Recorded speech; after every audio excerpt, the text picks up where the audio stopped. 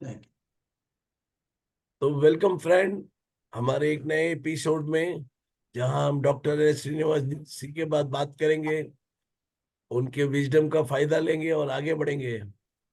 तो जैसे कहा जाता है कि बोट में अगर एक भी छेद होता है तो कितना भी अच्छा बोट हो, उसकी नाव पानी में डूब जाती है। तो ऐसे कोई 6 छेद हैं जो हमारे जीवन को बर्बाद कर सकते हैं, तो उसके बारे में हम बात करेंगे। और मैं वेलकम करूंगा श्रीनिवास जी को कि वो आगे बात करें। सर, आपका बहुत बहुत वेलकम है and thank you so much. Thank you very much. तो जीवन में हमें सुख दुख दोनों होते हैं, और कभी यू गेन कभी यू लूज, विन लूज वगैरह। तो जीवन तो ये मिक्सचर रहता है, प्लस का और माइनस का मिक्सचर होके ही जीवन बनती है। और ऐसा है कि जब भी हमें नेगेटिव होता है, कभी प्रॉब्लम होता है जिंदगी में, दुख होता है, हम वो प्रॉब्लम दूसरे किसी के ऊपर डाल देते हैं। मतलब ये उसके वजह से हुआ। सपोजिंग आपका कोई प्रॉब्लम ऐसा निकला कि आपके ऑफिस में प्रमोशन नहीं हुआ, तो बोलेंगे उसका कारण यह है कि वो मिस्टर सो एंड सो बैठा है, वही कारण है। तो इसलिए आप उसको एक दुश्मन के नजरिया से देखते हैं। तो जो अच्छा होता है तो अपने ऊपर क्रेडिट लेते हैं, जो बुरा होता है तो हम दुश्मन के ऊपर डाल देते हैं। और ऐसा देखा जाएगा तो दुश्मन कौन है कौन? हमको ऐसा लगता है कि मुझसे जो भी नेगेटिव बर्ताव हुआ वो मेरा दुश्मन है। ऐसा एक भावना है, मन के अंदर भावना है। मगर संतों ने ऐसा कहा है कि ऐसा नहीं है। आप जो जिसको आप दुश्मन समझते हैं, वो दुश्मनी आपके हृदय के अंदर ही है। वो दुश्मनी किस प्रकार के होते हैं और क्या क्या उससे नुकसान हो सकता है, और उसको कैसे मैनेज करना है वगैरह, वो हम देखेंगे। तो इसको षड रिपु बोला था। रिपु बोला तो दुश्मन, रिपु इज अरि, रिपु रिपु दुश्मनी। षड बोले तो छह, छह प्रकार के दुश्मनी हमको आइडेंटिफाई करना है और उसको डील करना है। तो अपने पुराणों में, इतिहासों में छह दुश्मनी का वर्णन किया गया है। वो उसको हम समझकर उससे वंचित रहना, या उस दुश्मनी समझना चाहिए कि उससे वंचित रहना चाहिए। तो जो you should know your enemy बोलते हैं ना, in a war, whether you are General Manekshaw or you are so and so, you should know who is your enemy and how to deal with the enemies. तो ये enemy identify कर दिया तो आपको victory जरूर मिलने वाला है। ऐसा है। Next slide please. तो इसको हम अरि षड वर्ग ऐसा बोलते हैं। अरि बोला तो दुश्मनी बोले, तो षड रिपु भी बोलते हैं, one and the same thing. तो छह टाइप का रिपु का वर्णन किया गया है। काम, क्रोध, लोभ, मोह, मद, मात्सर्य, ये छह प्रकार के रिपु हैं। तो हम देख के समझना है। तो नेक्स्ट स्लाइड प्लीज। उसका डिटेल लिस्टिंग किया हुआ है, और अंग्रेजी में उसका ऐसा बोला जाता है कि काम बोले तो लस्ट, वो सेक्सुअल लस्ट का ज्यादा उल्लेख है उसके अंदर। मगर किसी भी चीज के ऊपर अब एक्सेसिव लाइकिंग रखेंगे, वो काम बन जाता है, वो लस्ट बन जाता है। वो काम साधारण दृष्टि से इट्स नॉट टू बैड, मगर एक्सेस हो गया तो वो लस्ट होता है। और स्पेशली सेक्सुअल लस्ट होता है, वो उससे बहुत सारे नुकसान होते हैं। और हम देखेंगे अपने पुराणों में, इतिहासों में, राम का और रावण का। रावण को सीता जी के ऊपर लस्ट आ गया, और महाभारत में लस्ट वर्णन किया गया है। तो वो सबसे पहले मेंशन किया हुआ है। मगर उसका अर्थ ये नहीं कि वो सिर्फ उससे बड़ा दुश्मनी है, बाकी सब ठीक है, ऐसा नहीं है। तो क्रोध बोले, क्रोध is anger, and anger in a very severe form. एकदम गुस्सा में आके खून भी कर देते हैं, उसको क्रोध बोलते हैं। काम, क्रोध। लोभ, लोभ इज ग्रीड। आपको कोई भी चीज दिखाई दी है तो उसको आपको पसंद है, तो उसके ऊपर आप सबको खुद को डाल के, no, you immerse yourself in that, और you develop your greed, लोभ। तो इट्स वेरी कॉमन ना, डे टू डे लाइफ में लोभ होता है, ग्रीड होता है। आपका ऑफिस में प्रमोशन हुआ, इंक्रीमेंट हुआ, 100 रुपये का इंक्रीमेंट हुआ तो आप बोलते हैं कि 200 मांगता है, 200 का हुआ तो 400 मांगता है। ऐसा वो ग्रीड होता रहता है, वो लोभ बोलते हैं। मोह इज डिल्यूशन, एक प्रकार का अब्स्ट्रैक्शन है वो। और जो कोई चीज नहीं है वो है ऐसा समझ के हम काम में लगते हैं, और we are bound to lose. तो डिल्यूशन शुड बी अवॉइडेड। जो रियलिस्टिक जो होना चाहिए वो होना होता है, और वो होगा। तो आपको डिल्यूशन करके कोई फायदा नहीं है। मद बोले तो एरोगेंस। ये डे टू डे लाइफ में बहुत सारे चीज मिल सकता है।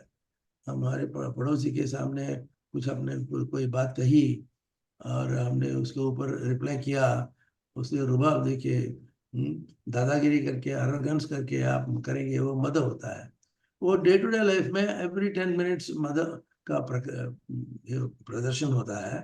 And this is the most common problem, क्योंकि मद को आप संभालेंगे तो बाकी सब चीज, बहुत सारी चीज अपने आप संभालना हो सकता है।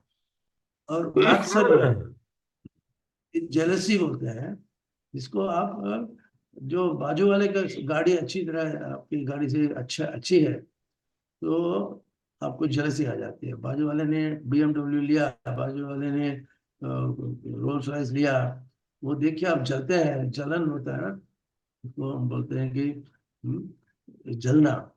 बाजू वाले की श्रीमती जी बहुत खूबसूरत है तो वो भी देखिए आपको जलन होता है। बाजू वाले के पास पैसा बहुत है, पैसा ये चीज़ है, वो चीज़ है, हॉलिडे है, बोट राइड है वगैरह, वो सब देखिए आप जलते हैं, तो मात्सर्य बोलते हैं।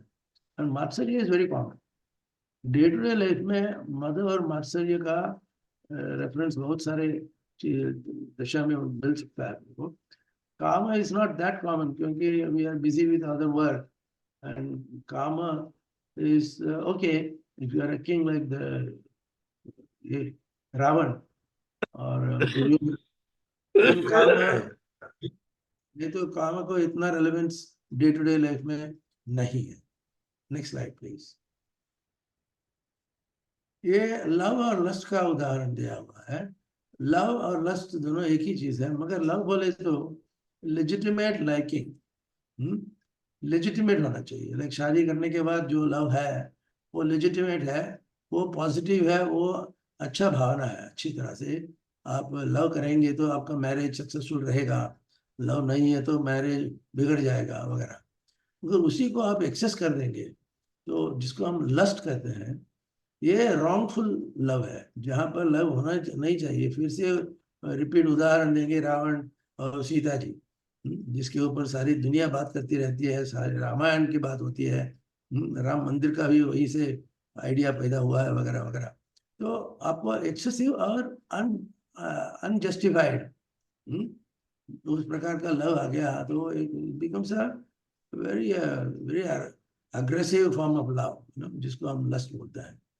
तो वो नहीं होना चाहिए, उससे प्रॉब्लम्स ही होते हैं। और लव, लेजिटिमेट लव से आपको प्रॉब्लम्स नहीं होते हैं। In fact legitimate love is good for your marriage, for your family. If your father and mother legitimately love each other, then it is great for the family. So children will also know how to love without being naughty, without being bad. तो आपको इन सब चीजों के ऊपर ध्यान देना है। अभी इसमें आप जो देख रहे हैं, ये आप महाभारत के एक सीन देख रहे हैं। दुर्योधन और युधिष्ठिर दोनों दुश्मन हैं। और युधिष्ठिर को वो Yudhishthir wanted legitimate part of the kingdom, मगर दुर्योधन ने कहा नहीं दूंगा, ये तो ये प्रॉपर्टी मेरी है सब। बोले तो फिर प्रॉब्लम हो गया, क्या करें करके। तो तब उन्होंने एक सॉर्ट ऑफ कंपटीशन रखा। दुर्योधन ने कहा कि चलो हम एक शतरंज के खेल खेलेंगे। और उसमें गैम्बलिंग टाइप का होता है। अगर मैं जीत लिया, जीत, if I win then kingdom is mine, if I lose the kingdom is yours. और जो भी जो ये है वो कर सकते हो कि उसको फोर्स किया, उसको टेम्पटेशन किया। उनको लोगों को मालूम था कि युधिष्ठिर इतना अच्छा खेल नहीं है, और दुशासन और दुर्योधन अच्छी तरह से ये गेम खेल सकता है, तो इसलिए डिफीट वाज सर्टन। मगर फिर भी युधिष्ठिर ने कहा कि वो he got into a trance, उसका माइंड ठीक नहीं काम कर रहा था। उसने हाँ कर दिया, ये स्टेप बाय स्टेप वो गेम हारते गए। तो युधिष्ठिर को अल्टीमेटली सभी चीजों को प्लानिंग करके उनको रखना पड़ा। तब भी लोगों ने कहा कि अरे आगे आगे मत जाओ, यहीं पे रुक जाओ, नहीं तो तुम्हारा सत्यानाश हो जाएगा। फिर नहीं, युधिष्ठिर ने कहा नहीं भाई, मुझे तो ये गेम खेलना ही है और जीतना भी है, ऐसा करके। और दुर्योधन ने उसको भड़काया, इनकरेज किया। ये बोला कि इतना ये डाल दो, इसमें डाइस में डाल दो, you will win, and if you will win everything back, जो भी आपने लॉस किया है उसको आप कॉम्पनसेट कर सकते हो। ऐसा कर करके टेम्पटेशन कर करके उनको आखिर लेवल तक ले गए, जहाँ पर Yudhishthir like a fool placed his own wife. And वहां से महाभारत का रियल कहानी शुरू होती है। तो दुर्योधन ने प्लेजिंग करके द्रौपदी का, जो युधिष्ठिर का फैमिली के 5 brothers you know have a right over the lady of the house, तो वहां पे उन्होंने जीतने का वादा किया और जीत गया भी। तो लोगों ने कहा कि अरे भाई आप जीत गए तो क्या करोगे? तो दुर्योधन ने कहा कि पहले चीज मैं ये करूंगा कि हम तो we have one, but then I have a right to everything.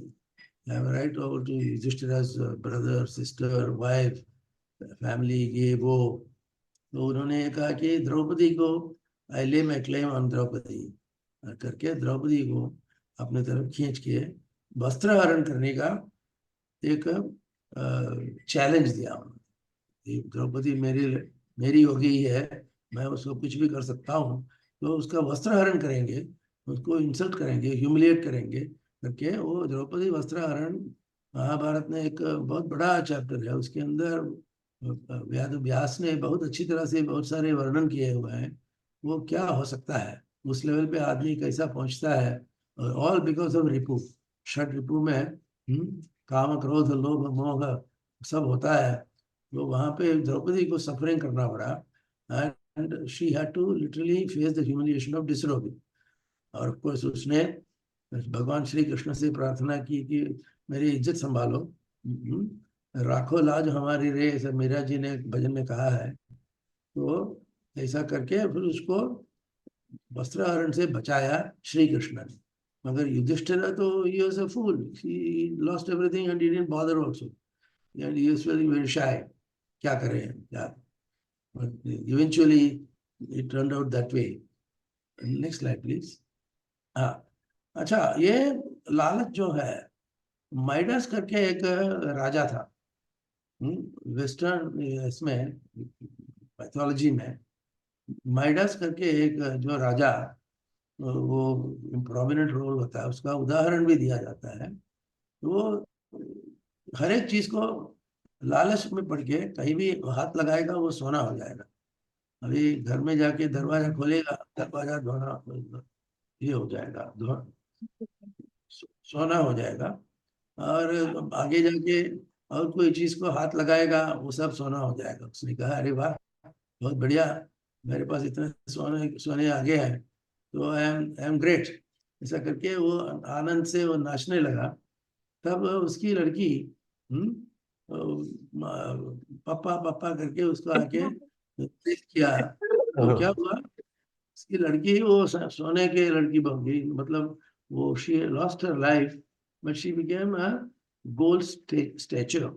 वो स्टैचू करके लेकर के वो गए, तो फिर राजा वो बहुत दुखी हो गया। फिर वो भगवान से प्रार्थना की और फाइनली भगवान आके उसको रिवर्ट किया कि ऐसा नहीं करना है, इट्स नॉट करेक्ट।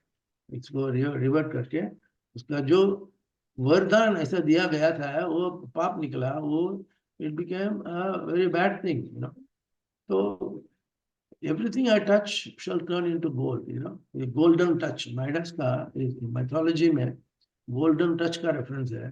आप कहीं भी ग्रीडिंग हो जाएंगे, आपको गोल्ड चाहिए, गोल्ड इधर चाहिए, गोल्ड उधर चाहिए, गोल्ड दरवाजे में चाहिए, गोल्ड खाने में चाहिए, गोल्ड इधर होना चाहिए, ऐसा करके ग्रीड में ultimately जब उसकी ही लड़की गोल्ड स्टैच्यू बन के रह गई विदाउट लाइफ, तो तब उसको ज्ञान आ गया कि भाई ऐसा ग्रीड रखना अच्छा नहीं है।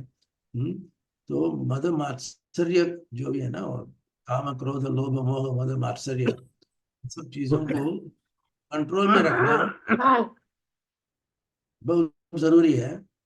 तो ऐसा है। अभी क्रोध बोले तो एंगर, एकदम इतना गुस्सा हो जाता है आदमी को, ही डजंट नो क्या what is happening to him, वो मालूम नहीं होता है। तो ये जो पिक्चर आप देख रहे हो, ये रोड रेज बोलते हैं। ये इसमें दो टैक्सी या गाड़ियों के ड्राइवर्स झगड़ा करते हैं, एक्सीडेंट हो गया, और उसमें एक दूसरे को ब्लेम करते हैं, रोड रेज बोलते हैं। रेज बोला तो एकदम इतना गुस्सा हो जाता है, कभी कभी पिस्तौल निकाल के आदमी को मार डालते हैं या चाकू चला देते हैं। वो रोड रेज होता है, वो क्रोध है। वो वो भी एक रिपू है। Next slide please. तो नॉर्मली हम इनसे वंचित रहते हैं, क्योंकि हमारा ब्रेन ऐसा है, वो तारतम्य समझ के वो इमोशन को, रिपू को कंट्रोल में रखता है। वो रिपू को कंट्रोल में रखने के लिए अपने ही ब्रेन में एक पार्ट है जो हम अमिगडला बोलते हैं। वो अमिगडला में आप घुस गए तो क्रोध और इमोशन बहुत हो जाता है। वो क्रोध को, इमोशन को कम करना है तो अमिगडला को कंट्रोल में रखना है, नहीं तो अमिगडला आउट ऑफ कंट्रोल हो जाएगा, जिसको हम अमिगडला हाईजैक बोलते हैं। वो अमिगडला आउट ऑफ कंट्रोल हो गया, क्रोध हो या लस्ट हो या और कोई भी हो, इमोशनल एक्सेस आ गया, तो अमिगडला ब्रेन को हाईजैक कर लेता है। वो ब्रेन का नॉर्मल फंक्शन है, उसको बिगाड़ देता है। ये पिक्चर में दिखाया गया है कि ये आपका सेरेब्रल कॉर्टेक्स, मतलब ब्रेन का जो कॉर्टेक्स है, इंपॉर्टेंट पार्ट है, उसको अमिगडाला डिसेबल कर देता है। अपने कंप्यूटर में हम डिसेबल बोलते हैं ना, फंक्शन डिसेबल्ड, वो काम नहीं करेगा, ऐसा कर दिया। तो जब अमिगडाला बिलोंग करता है, वो अमिगडाला रेज बोलता है, हाईजैक, अमिगडाला को हाईजैक कर दिया उसने, ब्रेन को। तो ये आपको इमोशन में अमिगडाला हाईजैक ना होने देने का एक ड्यूटी है। वो if you are living a proper balance life, amygdala hijack नहीं होता। आप विदाउट बैलेंस आप जीना जिएंगे तो आपका हाईजैक, अमिगडाला का पूरी की तरह से उसका दुरुपयोग होता है, और ब्रेन का फंक्शन बिगड़ जाता है, और आदमी का रहने का, जीने का तारतम्य जो है वो छूट जाता है, और आदमी जानवर बन जाता है अमिगडाला हाईजैक से।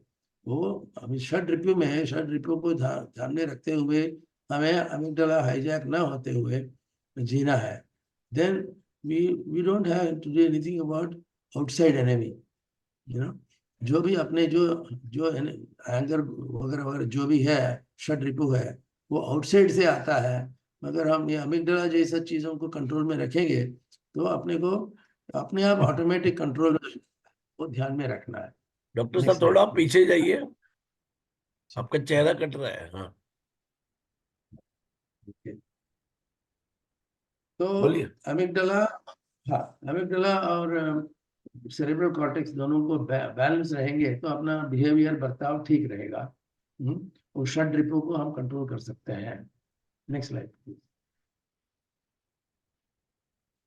तो amygdala causes anxiety and all negative effects, anger, anxiety, depression भी आ जाता है। अमिगडाला का प्रॉब्लम ऐसा हो गया तो एक्सेस में पावर में एक्सेस जंप मार के अमिगडाला ब्रेन को बिगाड़ देगा, तो आगे क्या होने वाला है, वो सक्सेसफुल नहीं रहेगा। और जब आपका पर्सनालिटी बिगड़ जाता है तो डिप्रेशन हो जाता है। वो भी रिपू के अंदर ही आता है, रिपू का ही एक असर है। तो amygdala is a very important thing in managing your षड रिपू। और षड रिपू को मैनेज करने के लिए understanding of brain function is important. जब आप पता करेंगे कि अपना ही अमिगडाला का प्रॉब्लम हो रहा है, तो आप उस प्रकार से बिहेवियर को एडजस्ट करके रह सकते हैं। Next slide please. हाँ, आ ये गया। जो ग्राफ, हाँ, इसमें देखने की जरूरत नहीं है। ऐसा है कि जब आपका नॉलेज अच्छा रहता है तब आपका बिहेवियर अच्छा रहता है, और नॉलेज कम हो गया तो आपको अरोगेंस आ जाता है। कोई आदमी ऐसा रहेगा कि अरोगेंट दिखता है और लोगों को लगता है कि वो अच्छा पावरफुल आदमी है, वो ऐसा नहीं है। ऑन द कॉन्ट्ररी, जब आप एक डॉगमा बोलते हैं ना, एक हट्टीपना जो होते हैं तो उसको आप कंट्रोल करने दे देंगे, अरोगेंस में लाएंगे, तो आपको नुकसान होना ही है। वो नॉलेज आपको कम होता है, फिर अरोगेंस बढ़ता है। जितना नॉलेज ज्यादा होता है कि अरोगेंस उतना कम होता है। ये इसको हमको ध्यान में रखना है। एंड ये दोनों को बैलेंस में रखेंगे तो आपका ग्राफ स्ट्रेट रहेगा, विदाउट ट्रबल रहेगा। और अरोगेंस ज्यादा हो गया और नॉलेज कम हो गया तो आपका सत्यानाश ही होने वाला है, बिकॉज आप गलत काम करेंगे, गलत सोच विचार करेंगे, गलत चीजों पर इन्वॉल्व हो जाएंगे। That should not happen. Next slide. हाँ, आ गया। हाँ, तो अभी ये इमोशन के अंदर, ये रिपू के अंदर जो है, वो खुद को ज्यादा समझता है। जो डिल्यूशन बोलते हैं, जो हमारे पास नहीं है वो उसको हमारे पास है करके एकदम बिहेवियर बिगाड़ देता है, कि डिल्यूशन बोलते हैं। एक लड़की है जो देखने में ठीक है, अगर वो खुद को इतने खूबसूरत समझती है कि वो एकदम फिल्म स्टार जैसे बिहेवियर करना शुरू कर देते हैं। डिल्यूशन बोलते हैं उसको। और वो नहीं होना चाहिए, कि वो भी एक रिपू है। अगर अभी देखेंगे रास्ते में जाते जाते कोई लोग ऐसे होते हैं कि some are very smart, some girls are very pretty, some are not smart, some are not pretty. तो हर एक जो रीजनेबली प्रिटी लगती है वो लड़की का बिहेवियर एकदम बिगड़ जाता है, वो एरोगेंट बन जाती है। हम्म? और जो खुद को ब्यूटीफुल नहीं समझती है वो डिप्रेशन में हो जाता है। तो दोनों एक्सट्रीम में हो जाता है। और डिल्यूशन के वजह से आपको एरोगेंस इजीली आ जाता है, एरोगेंस से इंटर रिलेशन बिगड़ जाता है। Next slide please. तो ये आदमी खुद को ऐसा समझता है कि एकदम पहलवान जैसा, खुद को पहलवान समझता है, मगर वो है ऑर्डिनरी सादा आदमी है। तो ये डिल्यूशन है, वो delusion ये बिल्कुल है, वो आपको समझ। और ये समझने के लिए आत्मज्ञान का जरूरत है। आत्मा बोले तो खुद का जान, आत्मज्ञान, ज्ञान बोले तो साइंस, खुद के ऊपर जो है उसको समझना, खुद को समझना, मैं कौन हूँ, मैं क्या करता हूँ। उदाहरणार्थ आपके बैंक बैलेंस में समझो 2,000 रुपया है, आप ऐसा गलत फहमी से 5,000 रुपये का खर्चा किया, तो क्या आपका आत्मज्ञान नहीं है? आप बेवकूफ है, यू आर फूल। तो आत्मज्ञान है तो आत्मविश्वास आ जाता है और सही तरह से आत्म संतुलन हो जाता है। आत्मज्ञान से आत्म संतुलन होता है, नहीं तो आपका आत्मा और सोचने का तरीका और जिंदगी जीने का तरीका एकदम बिगड़ जाता है। तो आपको आत्मज्ञान की जरूरत है। तो आप आत्मज्ञान कैसा पाएंगे? घर में बैठे बैठे पाएंगे क्या? ऐसा पूछा जाता है। अगर आप रियली इंटरेस्ट है तो आत्मज्ञान आप पा सकते हैं। उसके लिए अच्छे लोग होते हैं समाज में, अच्छे लोग होते हैं जो आपको अच्छी तरह से मार्गदर्शन करेंगे और उसको स्पिरिचुअल इंटेलिजेंस लाएंगे। इंटेलिजेंस बोले तो अभी अपने को दिखता है कि ये चीज है, ये चीज नहीं है। वो सिर्फ समझने से इंटेलिजेंस, आत्म स्पिरिचुअल इंटेलिजेंस नहीं होता। वो आत्मज्ञान कैसा आता है? स्पिरिचुअल इंटेलिजेंस से आता है। आत्मज्ञान के बगैर आपका बिहेवियर ठीक नहीं हो सकता। और आत्मज्ञान के बिना आपको षड रिपु को कंट्रोल में लाना नामुमकिन हो जाता है। तो जब आत्मज्ञान रहेगा, पर आत्मज्ञान there is plenty of ways of doing, मगर लाइफ को एक कंट्रोल्ड एंड डिग्निफाइड वे में रखना है, वो स्पिरिचुअल इंटेलिजेंस में आएगा। आत्मज्ञान वहीं से पैदा होता है। और उसको हम ऐसा डायरेक्शन देना है कि आपका माइंड, बॉडी एंड सोल तीनों को लाइन में लाके, तीनों को हार्मोनी में लाके वो जीना, तो आपको आत्मज्ञान होता है। माइंड समझते हैं, कभी नहीं समझते। बॉडी तो हम देख सकते हैं क्या है, बॉडी का क्या फंक्शन है। और माइंड ठीक तरह से नहीं रहेगा तो आपको सोल बिगड़ जाएगा। माइंड को ठीक रखने के लिए सोल को काम में लाना, अमल में लाना। और अपने यहाँ पे not too many people bother about soul. कोई लोग बोलते हैं कि सोल वोल सब बकवास है। ऐसा नहीं है। जब आपका खुद का अंडरस्टैंडिंग रखेंगे, वो सोल को ध्यान में लाना, जिसको हम मैनेजमेंट टिप कहते हैं, मैनेजमेंट स्वॉट एनालिसिस बोलते हैं। आपका स्ट्रेंथ क्या है, वीकनेस क्या है, अपॉर्चुनिटीज क्या है, और बाकी ये सब जो चीज है उसको स्वॉट एनालिसिस बोलते हैं। Strength, weakness, opportunities and threat. ये समझने से आपको जिंदगी में जीने में कहाँ पे क्या पैर रखना, कहाँ पे पैर नहीं रखना, कहाँ क्या बोलना, कहाँ क्या नहीं बोलना, इसका तारतम्य अपने आप आ जाता है। और कबीर जी ने उसका अच्छी तरह से बहुत सारे उदाहरण दिए हैं। हर एक कबीर दोहे के अंदर इतना ज्ञान है, इतना प्रोफाउंड है, फिर आप चकित हो जाएंगे। 500 से 600 साल से पहले वो आदमी ने इतने सारे भगवत गीता जैसा डायरेक्शन दे दिया सोचने का। वो आत्मज्ञान में आता है। आत्मज्ञान के लिए ऐसा सेवा साधना सत्संग करना पड़ता है, सेवा करना पड़ता है। कोई भी एक चीज लेकर के भक्ति चाहिए उसको। सेवा साधना सत्संग, साधना बोले तो एक दृढ़ ज्ञान लेके, दृढ़ता लेके साथ जिंदगी जीना साधना है। और सत्संग, सत्संग कैसा आता है, अच्छे लोगों के साथ रहने से ही आता है। अभी मेरे लिए सत्संग देने वाले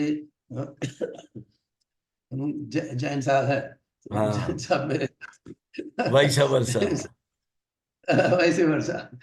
तो अच्छे लोगों के साथ रहने चाहिए। हमारी कंपनी के अंदर दो लोग ऐसे होता है कि, उदाहरण देता हूँ, 60 क्रॉस कर दिया, 65 तक पहुंच पहुंच पहुंच गया समझो। तो लोगों को लगता है कि भाई सुविचार में लगना चाहिए, नहीं लगते, वो दारू पीना शुरू करते हैं। You will be shocked. After 60 office नहीं है, घर में भी मिसेस है, कभी मिसेस नहीं है, इधर है उधर है, तो आप क्या करते हैं, आपको मालूम नहीं कि क्या खुद को क्या करें, what you do do with yourself. तो वहां से सो जाते हैं, दे वेस्ट टाइम, वो तामसिक बिहेवियर शुरू हो जाता है। फिर चिल्लाना चिल्लाना हो जाता है, फिर शराब पीते हैं। ये लाइफस्टाइल इतना बेकार बना लेते हैं खुद का ही। तो आपको ये पोस्ट रिटायरमेंट ये बड़ा प्रॉब्लम लेते हैं। आपका सत्संग नहीं था, साधना नहीं है, सेवा नहीं है, आप सिर्फ ऐसे ही पड़े हुए हैं, उसको दारू पीते ही लोगों के साथ गैम्बलिंग करेंगे, ताश खेलेंगे, उसी से आपको जिंदगी बिताना है। तो इट इज रियली बैड। तो आपको ये सब चीज हमको ध्यान में रख करके ही षड रिपु को कंट्रोल में लाना है। और षड रिपु कंट्रोल में ला सकते हैं, बहुत सारे लोग करते भी हैं। तो आजकल अच्छे लोग आते हैं, गॉडमैन वगैरह आते हैं, वो अलग बात है, वो कमर्शियल हो जाता है। और बहुत सारे लोग अच्छे डायरेक्शन में आपको बताने के लिए, मार्गदर्शन करने के लिए है, उनके पास जाके और उधर भी अपना मन लगा के सेवा साधना सत्संग करना बहुत जरूरी है। नहीं तो ऐसा सिर्फ जाके मंदिर मंदिर जाके देखिए, या मंदिर तो राम मंदिर जैसा हर एक मंदिर नहीं होता, मगर वो मंदिर जाएंगे फिर मन चंचल ही रहता है, फिर उपयोग नहीं उसका। तो वो चंचलपना निकाल के मन को कंट्रोल में लाके बैलेंस में लाना, उसके लिए ये त्रिगुण जो होते हैं, उसे आपका फायदा मिलता है, सहारा सहारा मिलता है। वो करके आपको षड रिपु को कंट्रोल में लाना है। और 99.9% ऑफ पीपल कैन कंट्रोल षड रिपु in most of the times. भी कभी कभी गुस्से में बहुत एकदम जोर भड़के कोई, या कोई लस्ट में आ जाता है। लस्ट वगैरह तो गृहस्थ आश्रम के इसके अंदर लस्ट का स्कोप कमी है। हम्म? और बाकी सब है, लोभ मोह वगैरह। उसको आप मन लगा के सोच विचार करके, आपको थिंकिंग अच्छा होना चाहिए। आपका बर्ताव कहीं ठीक नहीं है, क्यों नहीं है, वो काम है क्या, वो क्रोध है क्या, वो लोभ है क्या, वो मोह है क्या, वो एनालाइज करना है। अपने ही बर्ताव को, अपने ही थिंकिंग को एनालाइज करके थिंकिंग माइंड करेंगे, तो आपका सक्सेसफुल षड रिपु का कंट्रोल हो सकता है। ये मेरा जो whatever thoughts I have, these are my thoughts on षड रिपु। Thank you Thank you very doctor, much. Thank you doctor so much. And Thank you. आपने बहुत अच्छी तरीके से बताया। और इसको अपने लाइफ से बाहर निकालने के लिए आपको पहले तो हर एक के बारे में जानकारी जानी करनी है, क्योंकि क्या जी क्रोध है क्या नहीं है अपने को नहीं मालूम है। तो मैंने एक वीडियो बनाया है जिसमें जी जी। 24 फॉर्म्स ऑफ एंगर है, तो मैं इसके हाँ साथ ही उसको अटैच कर दूंगा। हाँ हाँ, very you good. Avoiding somebody is also anger. तो हमको करेक्ट हर करेक्ट। हर चीज को हमको डीप में समझना है, और समझने के बाद हर एक पे एक्शन लेना है, और धीरे धीरे अपना मॉनिटरिंग करके अपने शत्रु को अपने से बाहर करना है। Thank you so much, जी doctor, and we keep meeting again and again. Yeah. Yes yes thank you very much